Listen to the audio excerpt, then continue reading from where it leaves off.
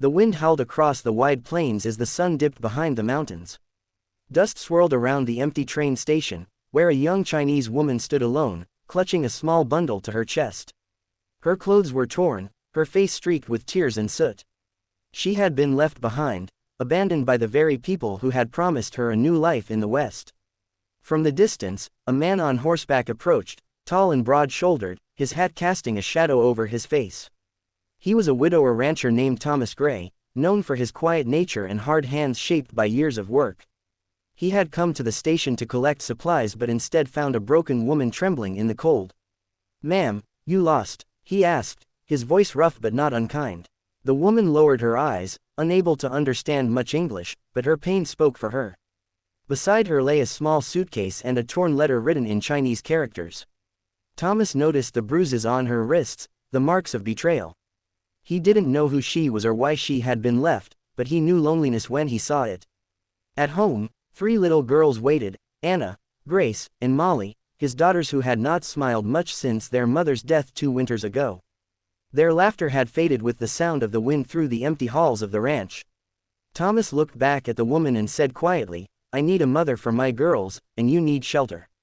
The woman blinked, not sure if she understood, but something in his tone gave her comfort. She nodded hesitantly. He lifted her suitcase onto his horse and helped her mount behind him. As they rode through the fading light, neither spoke, yet both felt a strange peace settle over them, 2 lost souls finding purpose in each other's silence. When they arrived at the ranch, the 3 little girls peeked from behind the door, whispering to one another. They stared curiously at the woman with the soft eyes and trembling hands.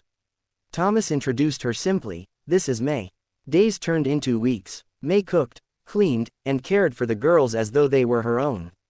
She taught them gentle songs from her homeland, and soon the house that had long echoed with grief began to fill with laughter again. The girls started calling her Mama May, and Thomas would often find himself standing quietly by the door, watching them, the woman who had once been abandoned now bringing warmth back into his home. One night, as the stars blanketed the sky, Thomas found May sitting on the porch. "You've done more for my girls than I ever could," he said softly. She smiled shyly and replied, "They saved me too." The widower and the woman who had nothing slowly built a life not out of obligation, but out of gratitude, and, over time, love. In the vast silence of the western plains, 2 hearts healed, proving that family isn't always born of blood, but of kindness, courage, and the will to begin again.